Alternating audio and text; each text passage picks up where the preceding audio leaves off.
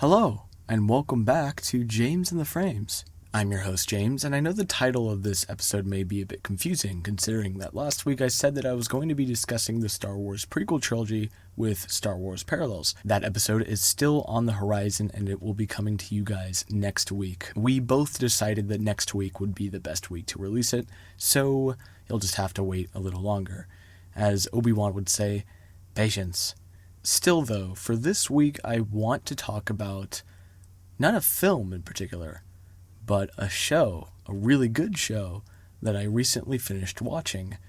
And I've been trying to discuss it with all my friends, but they haven't seen it yet, so I thought, what better place to discuss spoilery aspects of this show than right here. And the show I'm talking about is, of course, Invincible. Invincible is a new animated show that is out on Amazon Prime. You can go check it out and watch the first 8-episode season right now. The story follows 17-year-old Mark Grayson, the son of a very popular and powerful superhero known as Omni-Man, who is the most powerful superhero on the planet.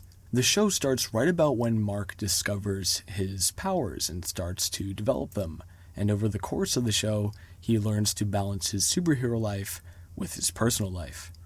Now, that's something that you hear a lot in any superhero movie at all, really. Balancing personal life with superhero life, having a girlfriend, doing homework, doing all that, while at the same time going and fighting crime. And it's a trope that has been heard before, is my point. But Invincible is not what it looks like. If you know the saying, don't judge a book by its cover, this is one of those cases. Before I get in any deeper, I want to say I'm going to give a little spoiler-free chat here for a second. So if you haven't seen Invincible, don't worry. This little segment is just going to be without spoilers. It's just going to be my general thoughts on the show, its technical aspects, and very small story points that won't spoil anything.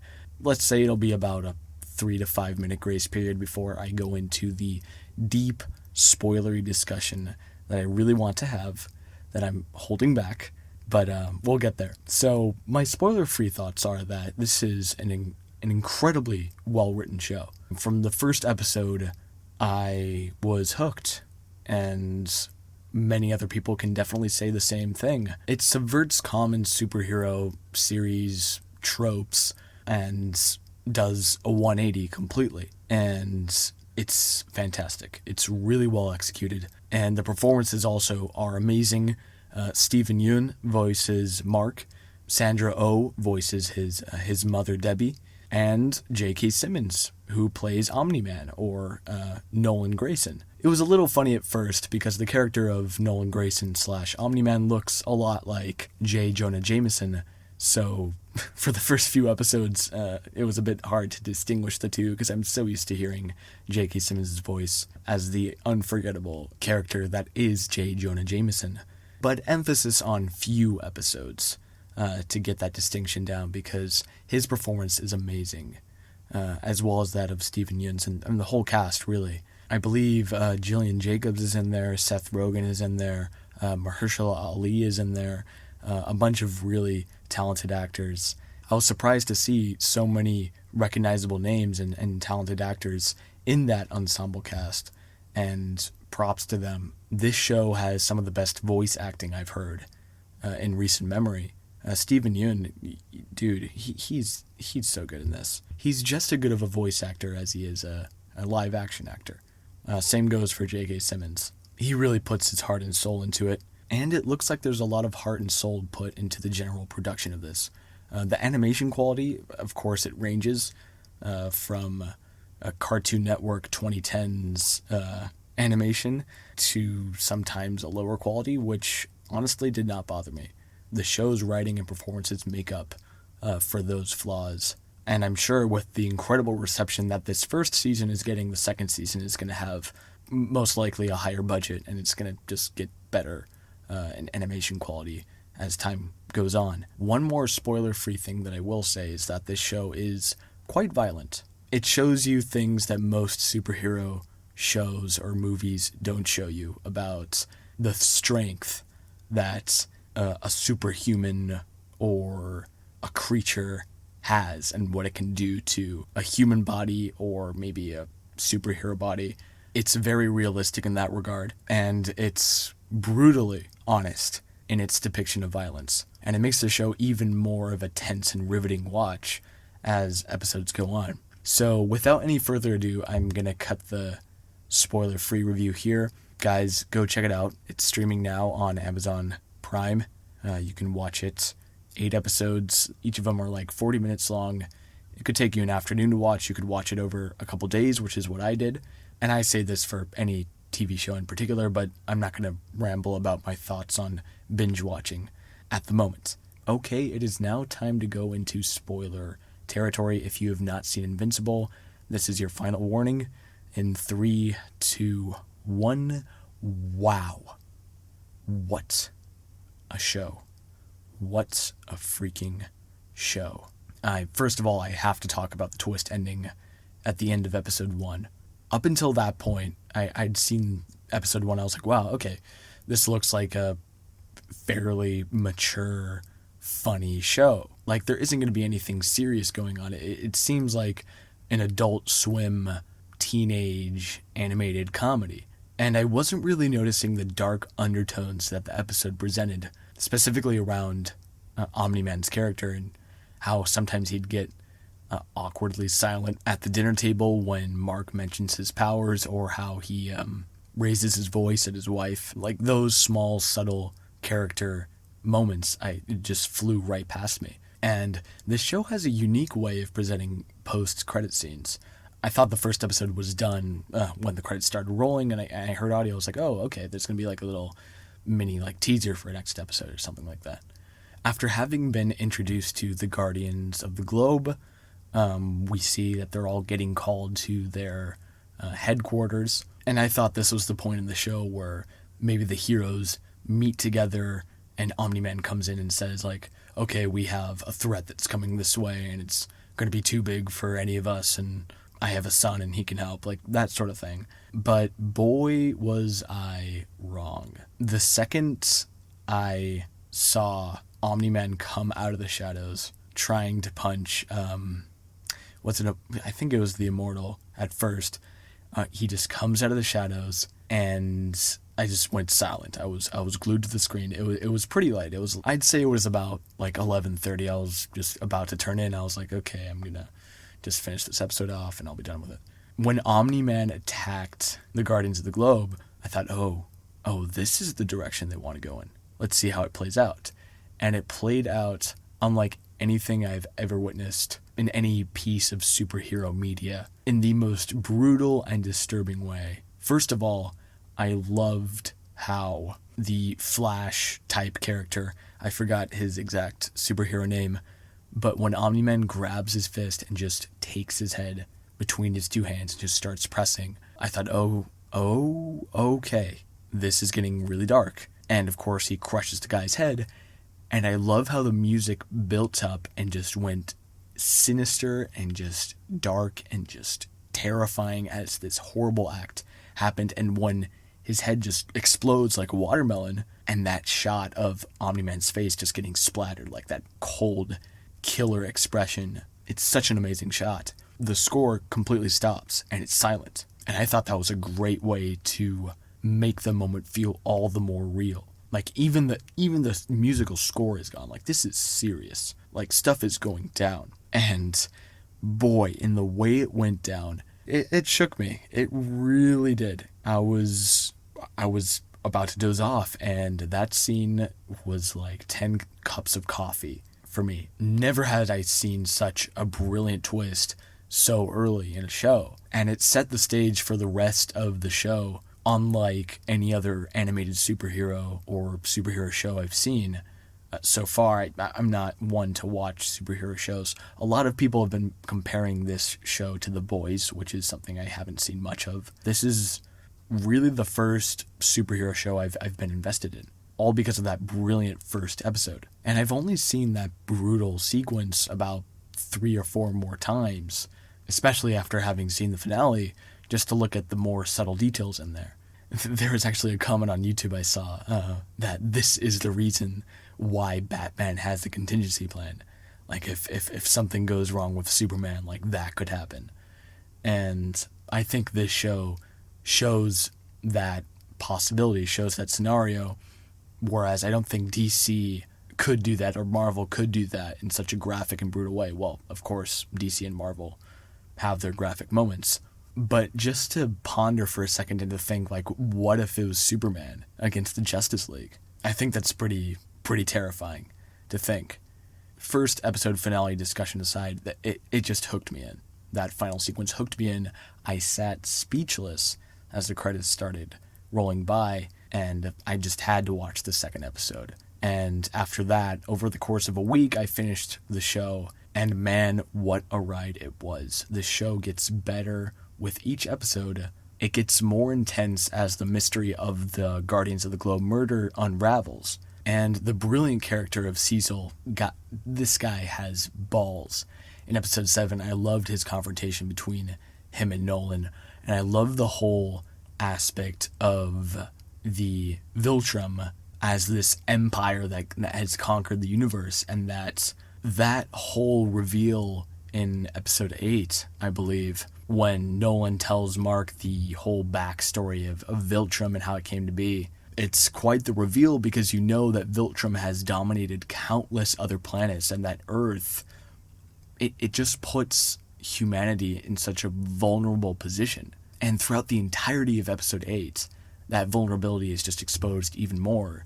And Omni-Man's outlook on human life as worthless is really just disturbing and interesting to see of a character. Again, with another Superman parallel, I believe Superman's line to Batman when they were fighting was, if I wanted it, you'd be dead already.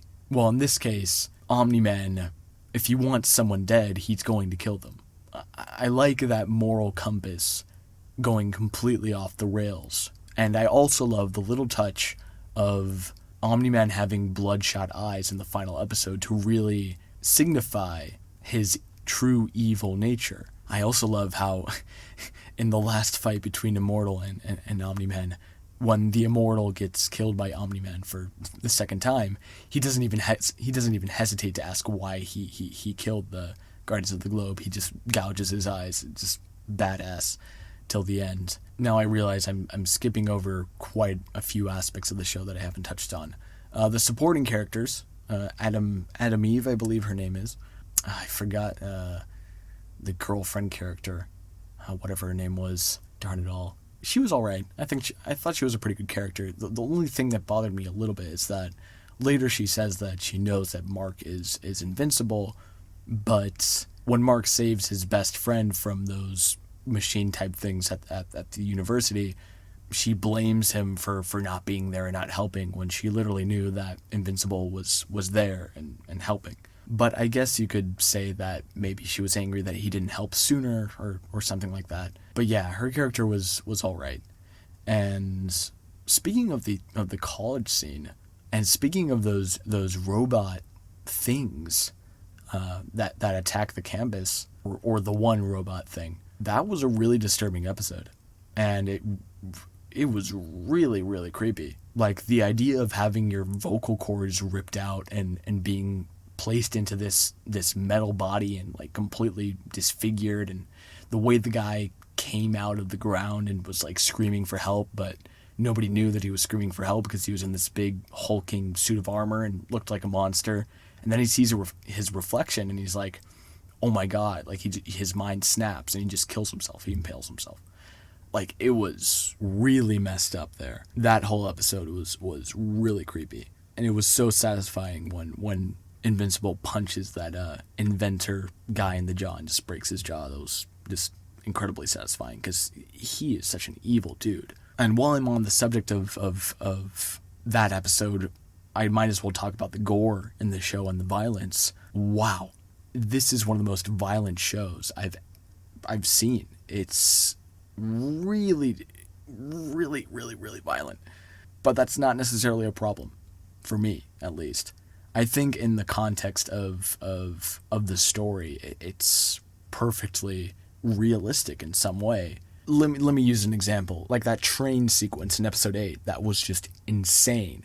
of Nolan holding Mark up to block a train, and Mark basically serving as this cow catcher for all these people and just shredding these people. That's how it would happen in real life. If this indestructible person was held up against a train at that speed, that's what would happen. Or if a guy with superhuman strength just closed his fist over your head, it would explode because his strength is superhuman. And the blows that the heroes take throughout this show, especially in, I forgot which episode it is, but it's when Mark helps, I believe Titan was his supervillain name. He helps this guy out, and it was a really nice episode. I really liked that dynamic between him about Titan telling him, like, come down and help us and see what it really feels like to be a hero. And I like that episode a lot, especially near the end when there's this huge fight sequence in Machine Head's headquarters. Actually, Machine Head is one of the most underrated and funniest characters in the show. I love his auto-tune voice. He's like, I know where your family lives, and you work for me. And like, it's it's hilarious. It's a really really hilarious character. That impression was not the best, actually. Anyways, that whole final fight sequence in that episode, I really thought they just killed the main character off in that moment, because that huge tiger looking dude, I forgot that villain's name too, but he was like unstoppable. He wrecked the entire team. And it's just this brutal scene of Mark getting literally beaten, like, not even, it's funny because everybody's saying, like, oh, his name is Invincible, but he gets his bowels ripped out and his spine broken and his teeth knocked out. Like, it's a cool subversion of the name. In that episode, I really thought they just killed the main character off because the stakes are so high. And ever since the first episode, when the Guardians of the Globe are killed off, like the main, like, Avengers-like team that in most superhero shows would be like the main comforting force. Like, for example, like, let's say in any other show, when the main character is like down and getting beaten almost to a pulp, like the team will step in and help him. I guess that happens here with the teen team, but that comforting sort of older brother, father figure-ish, like, ally dynamic is completely taken away from us in the first episode. And it's replaced with an inexperienced group of superheroes and an insane superhuman from another planet. So getting back to my main point, I really did think that Invincible was just going to go then and there. And I was like, well, I guess they're doing that too. But if Mark died then and there, we wouldn't have gotten one of the best finales I've seen from an animated series or from a TV show, like, ever, period. Like, this finale was so well executed and so just awesome and so compelling and so emotional. That fight between Invincible and Omni-Man, I'm going to use their superhero names, like, when talking about, like, the fighting aspects, and for the more personal aspects, I'll use their actual names. But they go at it, man. They wipe out cities. They bring countless deaths and gore and destruction. And it's been depicted before in media of superheroes fighting, bringing, like, lives to an end. But you later see on the TV, it hits almost as hard as, I hate to use this recent example, but it's almost like I don't know, COVID-19. Like, news anchors are on it like this is a catastrophic moment. The death toll is incalculable, and it's a serious moment for the world, and all these really serious remarks that make it feel like, wow, like this went down. Like, it's going to take weeks to collect the rubble and years to repair, I believe the reporter said. So Invincible and Omni-Man's whole final fight is brutal. It's really engaging, and it's also very emotional, especially at the very end when Nolan and Mark have a father-son conversation. That was really heartbreaking. I mean, it really got me. It was a really beautifully executed scene, and I know that in the comics it basically plays out the same way, and I hadn't read the comics before watching the show. I believe I might have seen the front panel of an issue while reading about Robert Kirkman or something, but I've never heard of Invincible until the show. And luckily enough, I didn't see any of the Think Mark memes. before watching the show. So I got to experience that moment in its purest form, and what a moment it was. Mark standing up to the most powerful man ever to him and to the human race, letting him beat him to a bloody pulp, but then having the bravery to say that after everything, like, you're still my dad. Like, I'm still gonna have you after 500 years. Like, I'm still gonna love you no matter what. And that was just the most heroic thing to say. And you see how it affects Nolan. You see how it affects him. You see how he just stops, like, mid-punch, and you can see the conflict on his face. And as he flies away, you see that he has a couple tears in his eyes, and we don't know where he's going. I am maybe going to read a little bit of the comics because I really do want to see where it goes. But I've been told that this show is following a very different, not a very different, but a somewhat different structure to the comics. I know that there's some characters that have changed from the comics. I know that there are some story threads that have been changed from the comics, and I gotta say, they're good changes.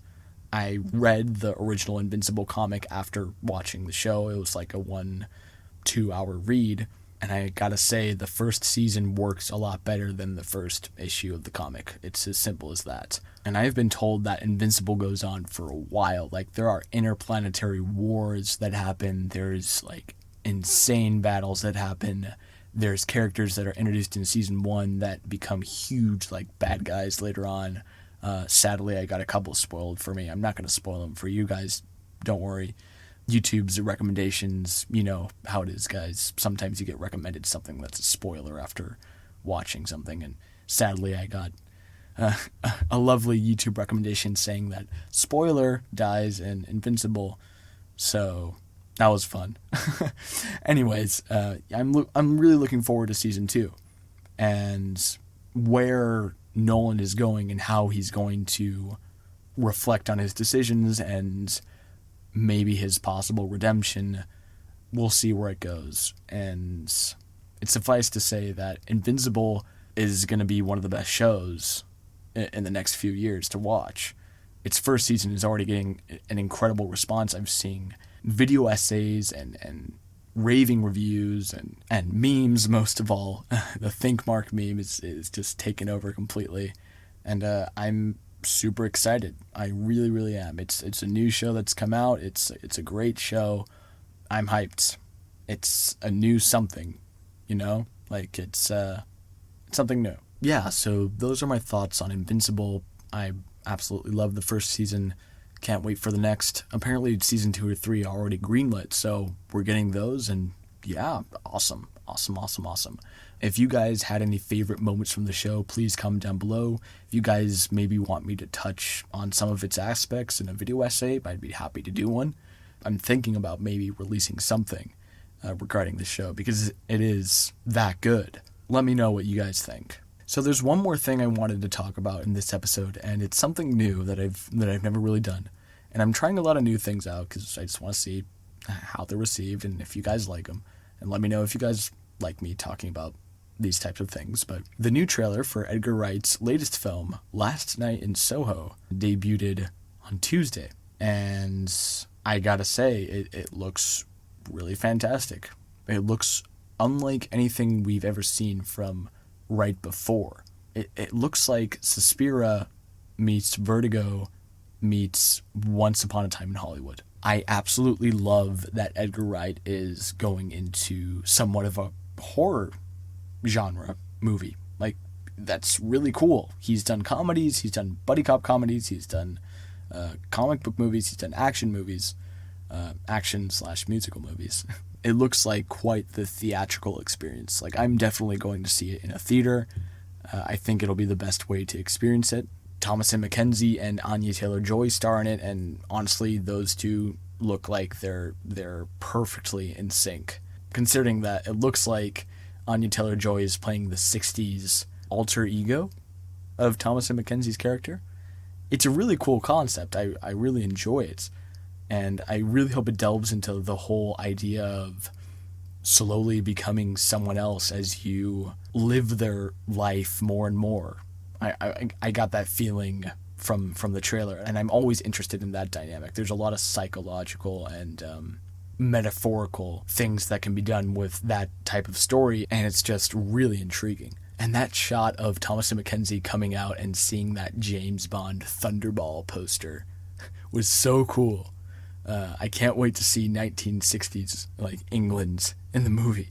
It already looks so authentic and so well done, and that's why I say it's like a mix between Suspiria, Vertigo, and Once Upon a Time in Hollywood, because Edgar Wright is recreating a 1960s, maybe a bygone era, in the same way Tarantino did with Once Upon a Time in Hollywood. And I say Vertigo and Suspiria because mostly of their color palettes and psychological themes. More specifically for Vertigo, I think Thomasin McKenzie's character will be like Kim Novak's character in a way. Like maybe Matt Smith's character will be like James Stewart's character in Vertigo. Like he'll be like obsessed over this girl, and maybe the older version of his character will go after Thomasin McKenzie's character, and the younger version of his character will be with Thomasin McKenzie's 1960s counterpart, and he'll know that something's up there. It seems like a similar dynamic between James Stewart's character and Kim Novak's character in Vertigo, but I could be completely misreading it, and I could be completely wrong, so take everything I say with a grain of salt. Of course, Anya Taylor-Joy is a joy to watch. I've been rooting for her ever since I saw her in The Witch.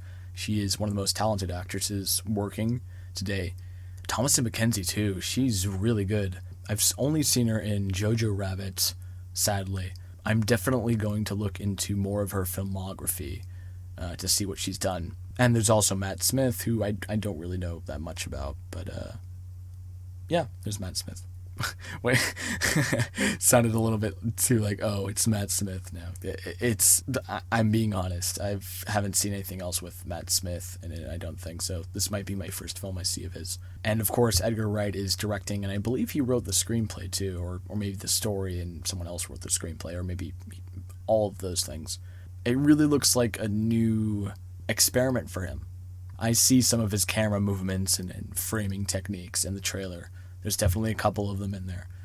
But it looks like a different film from what we're used to seeing from Edgar Wright's filmography.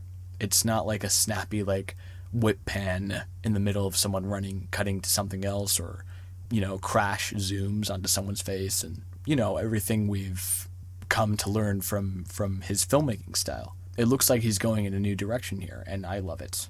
I can't wait to see it when it comes out in theaters this October, right around the Halloween season, which is just even better. And speaking of spooky in October and Halloween, not that it really has to do with Halloween, but more spooky in general, A Quiet Place Part 2, I believe, comes out this Friday. And I've been hearing so much about it. I've been hearing rave reviews. I've been hearing that it's one of the best horror sequels in recent memory, and that it's better than the first one, and that's a rare occasion. So I might check it out for myself and review it. I might go to the theater. It's been a while since I've gone to the theater. It's been a few months since I've been in the theater. So you never know, guys. There might be a Quiet Place Part 2 review coming your way in the coming weeks. But Last Night in Soho looks really good. Super hyped for it. And I'm also super hyped for Invincible Seasons 2 and 3. But guys, this has been more of a unscripted, discussion-orientated podcast episode, which is kind of what they've always been. I've always noted down some points. Only in specific episodes have I really written paragraphs of material that I've said. But sometimes it's better to lay back and just talk for a bit about a movie or a show. And I hope you guys enjoyed the episode. You guys can follow me on social media. That's at James24Frames on Instagram and Twitter. And do look forward to next week's episode with Star Wars Parallels. We're going to be discussing the Star Wars prequel trilogy and the Clone Wars animated series. I've never talked about the Clone Wars animated series on this channel before. It'll be a first. And I know a lot about it, and she knows a lot about it too. And I can't wait. She's just incredibly well-versed in the Star Wars universe. As I mentioned previously, she has an amazing account, Star Wars Parallels. Go follow her. Can't wait to have that conversation next week. Can't wait to see you guys again next week. But for now, this has been another episode of James and the Frames, and I will see you after the credits.